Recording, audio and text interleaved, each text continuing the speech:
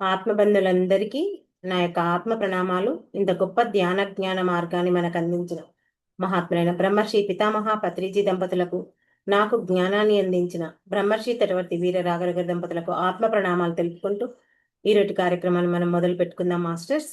ఈరోజు మనం తెలుసుకునే విషయం ఏంటంటే, చివటం అమ్మవారు చెప్పినటువంటి సందేశం ఏంటంటే, యోగం లేని జీవితం అంతా తప్పే. ఏంటి? యోగం లేని జీవితం అంతా తప్పే. ఎవరు చెప్పారు ఈ విషయాన్ని? చివటం అమ్మగారు.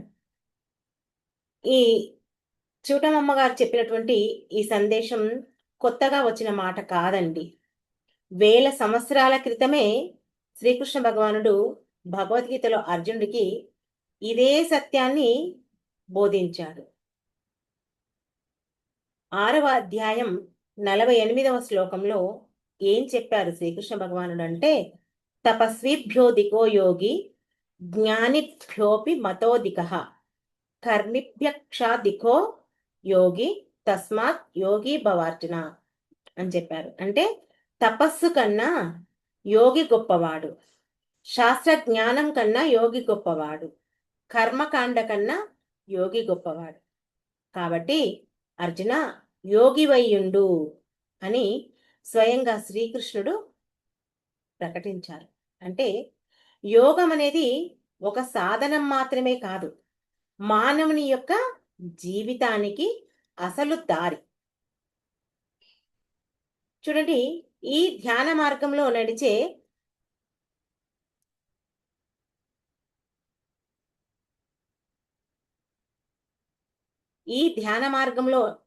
నడిచేటటువంటి ప్రతి ఒక్క సాధకుడు ఒకసారి తనను తాను ప్రశ్నించుకోవాలి.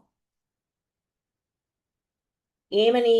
నేను జీవిస్తున్నానా లేకుంటే కేవలం రోజులు గడుపుతున్నానా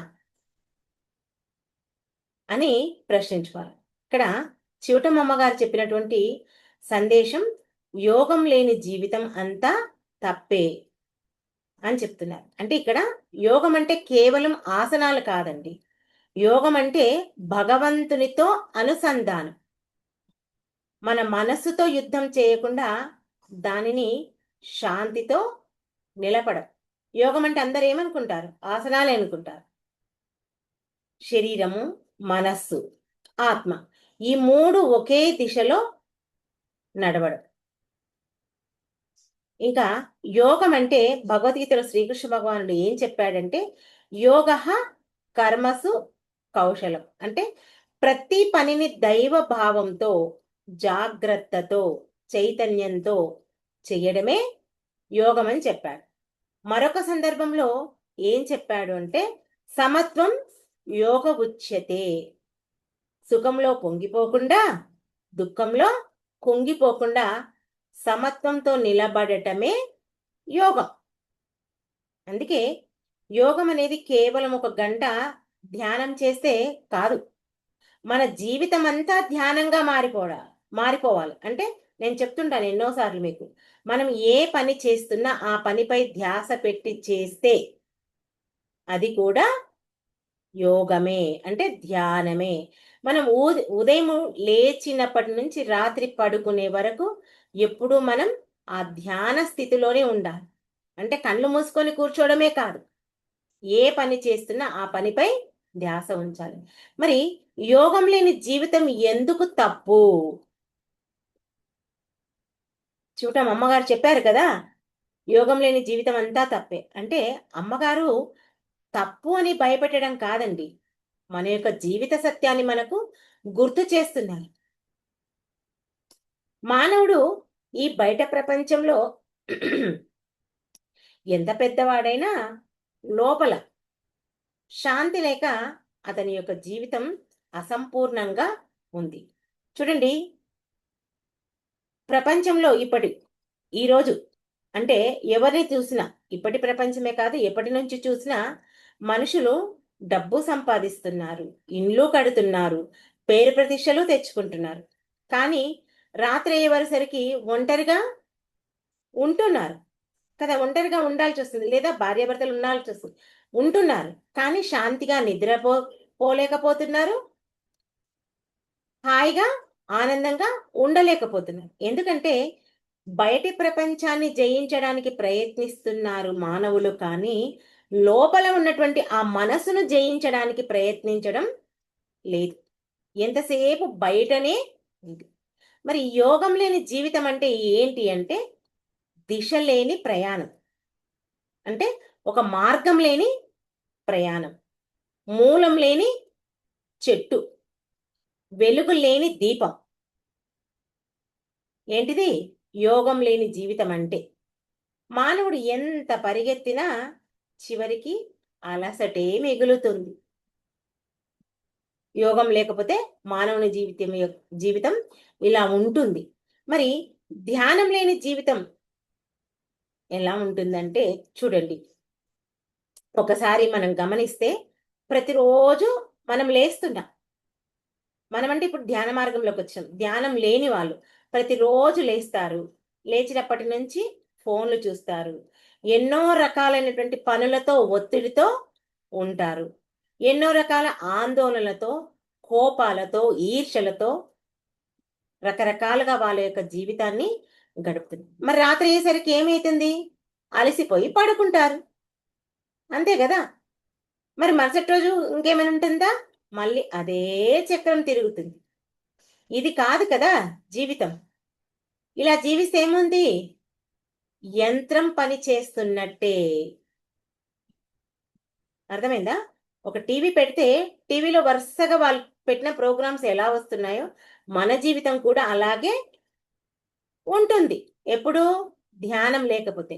మరి ధ్యానం లేని జీవితం బయటికి బాగానే కనిపిస్తుంది, కానీ లోపలంతా ఖాళీగా ఉంటుంది. అంటే బయట చూడ్డానికి మనుషులంతా బాగుంటారు, వాళ్ళని కదిపితే చూడండి పుట్టెడు దుఃఖాలు వస్తుంటాయి, పుట్టెడు కష్టాలు చెప్తుంటారు, రకరకాలుగా మనం వింటుంటాం. మనము ఒకప్పుడు చెప్పిన వాళ్ళం అనుకోండి, ఇప్పుడు ఈ ధ్యాన మార్గంలోకి వచ్చినందుకు మనకు జీవితం యొక్క విలువ, జీవితం అంటే ఎంత ఆనందంగా జీవించవచ్చు మనకి ఇప్పుడు బాగా బాగా అర్థం అయింది. అందుకే చూడండి, ధ్యానం లేని వాళ్ళు ఏం చెప్తున్నారు, ఎంతో మంది అంటున్నారు ఎప్పుడు ఏదో కోల్పోయినట్లు ఉంటుంది, ఏం మనశ్శాంతి లేదు, ఏం ఆనందం లేదు. ఎందుకు లేదు? ఆనందం ఎందుకు లేదు? మనశ్శాంతి లేదు. ఎందుకు పోగొట్టుకున్నారంటే కేవలం యోగం లేకపోవడం వల్లనే, అంటే ధ్యానం చెయ్యకపోవడం వల్లనే వాళ్ళ యొక్క జీవితం అలా ఉంది అని వాళ్ళు గమనించలేకపోతారు. మరి యోగం మనిషిని ఎలా మారుచుతుంది అంటే, యోగం మొదలైతే జీవితం అంతా మారిపోతుంది. మన జీవితాలు మారలే, అలా మారిపోతాయి. ధ్యానం చేసే వ్యక్తి అంటే యోగం చేసే వ్యక్తి ఏం చేస్తాడు? ఇంతకు ముందు మాట్లాడినట్టు వడవడ వాగడం, తక్కువగా మాట్లాడతాడు. కోపం వచ్చినా కూడా చాలా తక్కువగా కోపడతాడు. ఎక్కువగా ప్రేమిస్తాడు. కోపం వచ్చినా ఎవరిపైనైనా వాళ్ళను తొందరగా క్షమిస్తాడు. అలాంటి మార్పులు చెందుతాయి. మరి ఇంకా తన లోపల నిశ్శబ్దాన్ని అనుభవిస్తాడు. ఆ బయట సమస్యల మధ్య ఉన్నటువంటి ఆ లోపల, బయట ఎన్ని సమస్యలు ఉన్నా లోపల తాను మాత్రం ప్రశాంతంగా ఉంటాడు. అంటారు కదా కొంతమంది, అబ్బా మీరు ఏమి వచ్చినా ఇలా ఉండిపోతున్నారు, ప్రశాంతంగా ఎలా సాధ్యమవుతుంది మీకు అంటారు. అంటే మాకు ధ్యానమే ఈ శక్తిని ఇస్తుందని మనం ఎన్నోసార్లు చెప్పడం జరిగింది. ఎందుకంటే యోగం ఈ ప్రపంచం నుండి పారిపోవడం నేర్పదండి మనకు. ఏం చేస్తుంది? ప్రపంచంలో ఉంటూనే మన లోపల ఉన్నటువంటి ఆ భగవంతునితో కలిసి ఉండడం నేర్పుతుంది. యోగం చేయడం వల్ల అటువంటి లాభం ఉంటుంది మనకు. మరి ఇక్కడ చివటమమ్మ గారు చెప్పినటువంటి అసలు రహస్యం ఏంటి అంటే, యోగం లేని జీవితం అంతా తప్పే అనే మాటలో మనకు ఒక గొప్ప హెచ్చరిక ఉంది. దాన్ని గమనించాలి.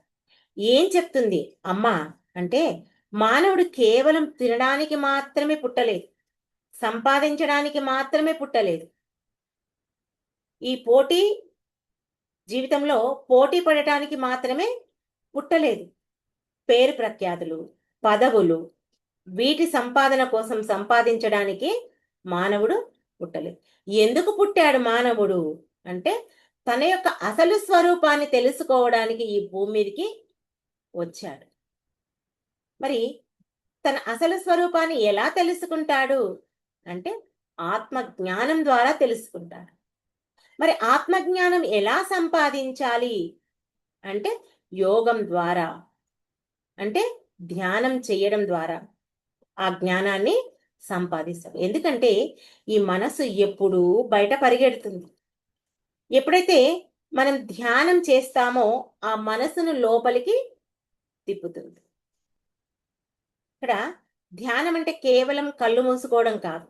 ఈ బయట ఉన్నటువంటి మనసు ఏదైతే ఉందో దాన్ని లోపలికి ప్రయాణించడం, లోపలికి తిప్పడం. అదే అండి.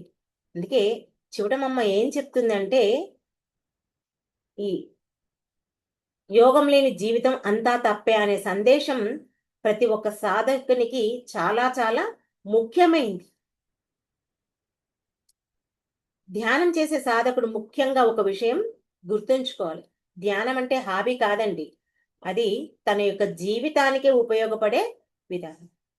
అందుకే ప్రతిరోజు మనం ధ్యానం చేసి ఏదో కొద్దిసేపు ధ్యానం చేసి మిగతా రోజంతా మనం కోపంతో, ద్వేషంతో, అహంకారంతో ఉంటే అది పూర్తి యోగం కాదండి. మనం ధ్యానం చేస్తున్నామంటే ఎప్పుడు ప్రశాంతంగా, నిశ్చలంగా ఉండాలి. నిజమైన ధ్యానం అంటే ఎలా ఉండాలి అంటే మనం మాట్లాడే మాటల్లో మాధుర్యం ఉండాలి. మన హృదయంలో కరుణ ఉండాలి. అవునా కాదా? మన చూసే చూపులో ప్రేమ, మన యొక్క ప్రవర్తన వినయం, ఇవన్నీ రావాలండి. ధ్యానం అంటే ఏదో కళ్ళు మూసుకొని గంట సేపు కూర్చొని నేను ధ్యానం చేశానని చెప్పడం గొప్ప కాదు. ధ్యానం అంటే మన లోపలికి మనం వెళ్ళాలి. లోపలికి వెళ్ళి అక్కడ ఉన్నటువంటి నిశ్శబ్దాన్ని కనిపెట్టాలి. ఆ నిశ్శబ్దంలోని మనకు ఆ భగవంతుడు తెలుస్తాడు. మరి అదే యోగంలోని జీవితంలో లక్షణాలు, ఆ కనిపించే లక్షణాలు ఎలా ఉంటాయంటే ఈ చివటం అమ్మగారు మాటలను చూస్తే ఈ యోగం లేని జీవితంలో ఎలా ఉంటుంది వాళ్ళు అంటే ధ్యానం చేయని వాళ్ళు వాళ్ళ యొక్క జీవితం, వాళ్ళ యొక్క మనసు ఎలా ఉంటుందంటే వాళ్ళు ఎప్పుడు అసహనము, ఆందోళన, అసంతృప్తి, ఎప్పుడు ఇంకా ఎన్ని ఉన్నా ఏదో ఏదో కావాలి కావాలి అనే ఆలోచనతోనే ఉంటారు.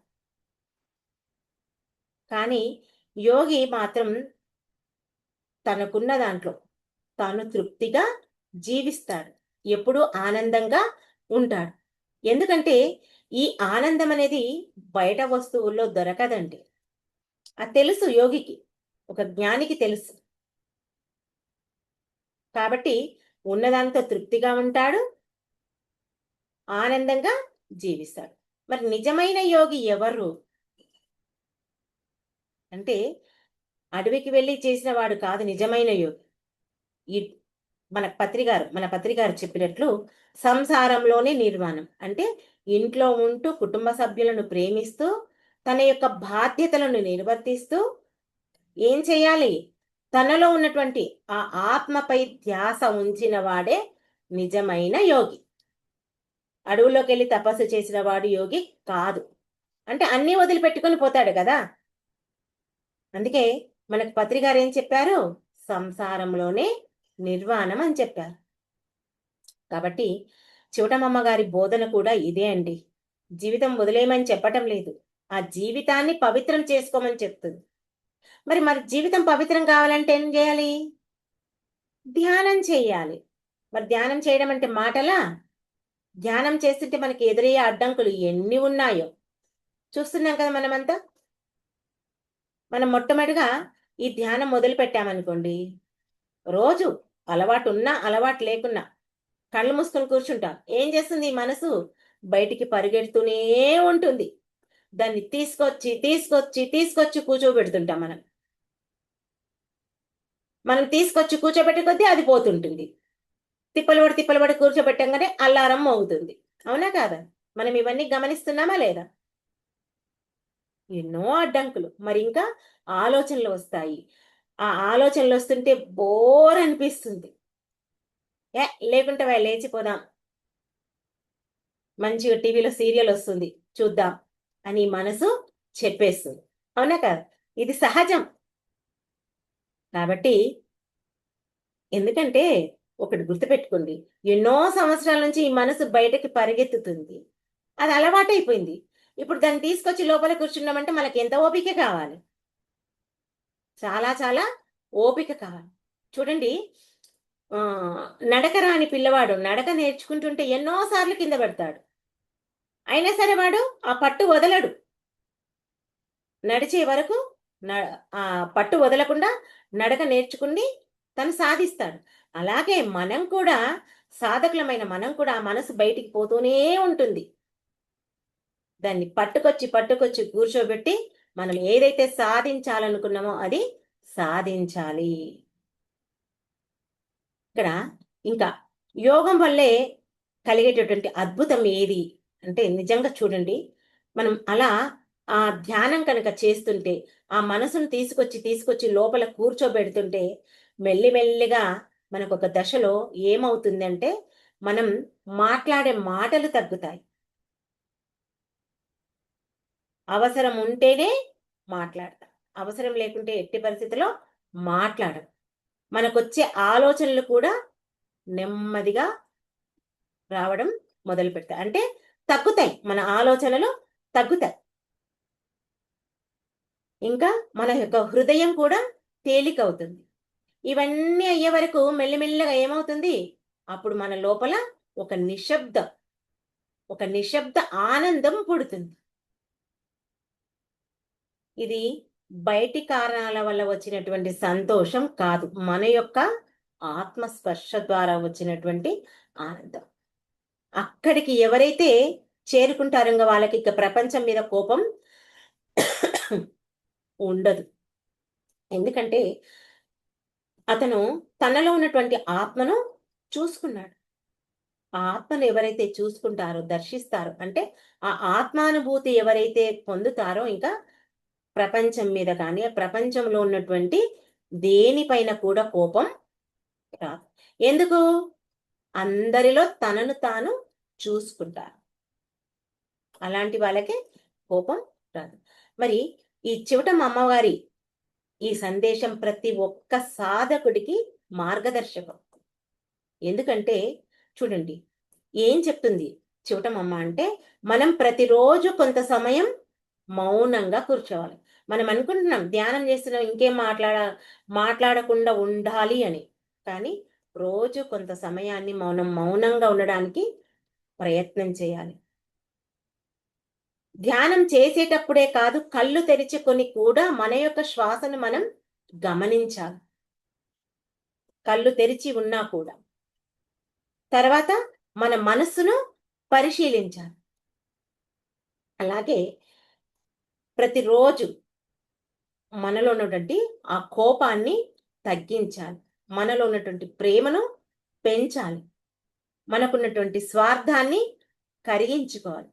ఇవన్నీ చేస్తేనే అప్పుడు మనకు నిజమైనటువంటి యోగం లభిస్తుందండి. అమ్మ చెప్పే సందేశం ఏంటంటే, మానవుడు ప్రపంచాన్ని గెలుచుకున్నా కానీ తన మనసును గెలవలేకపోతే అతని యొక్క జీవితం అసంపూర్ణం. బయట ప్రపంచాన్ని గెలిచడం చాలా ఈజీ. మన మాటలతోనూ, చూపులతోనూ ఏదో ఒక దాంతో మనం గెలవచ్చు. కానీ మన మనసును గెలచడం చాలా చాలా గొప్పదనే విషయం. అందుకే అమ్మ ఏం చెప్తుంది? యోగం లేని జీవితం అంతా తప్పే అని చెప్తుంది. అంటే ఆ భగవంతునితో సంబంధం లేని జీవితం, మన లోపల నిశ్శబ్దం లేని జీవితం, మన జీవితంలో ధ్యానం లేని జీవితం ఏమవుతుంది అంటే మనకే అలసటను తెప్పించి పెడుతుంది. గమనిస్తే మనమంతా ఇది అనుభవించిన వాళ్ళమే. చూడండి, ఇప్పుడు ప్రతి క్షణం ఆనందంగా, హుషారుగా ఉంటున్నా ధ్యానం చేసినప్పుడు. ధ్యానం చేయకముందు ఎప్పుడు ఏదో పోగొట్టుకున్నలాగా, అసంపూర్తిగా, అశాంతితో ఉండేవాళ్ళం. తేడా ఉందా లేదా ఇప్పుడు? ప్రతి ఒక్కరిలో ఆ తేడా అనేది ఉంది.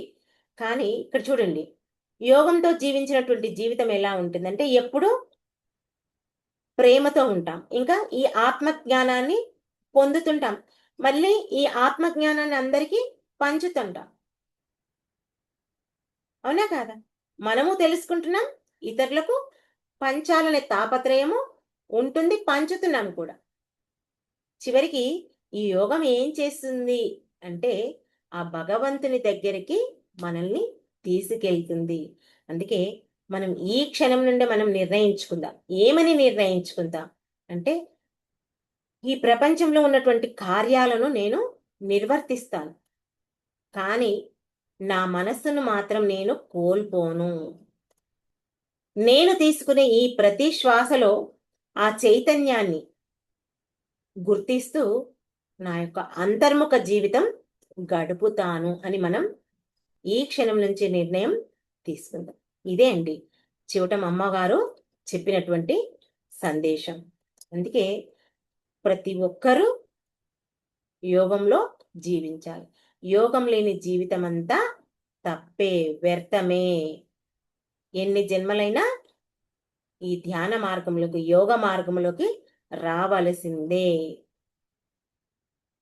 ఈ విషయం మనకి ఇన్ని రోజులు తెలియదు కాబట్టి, ఇప్పుడు తెలిసింది కాబట్టి, మనము చేస్తూ అందరి చేత చేయిద్దాం. Okay masters?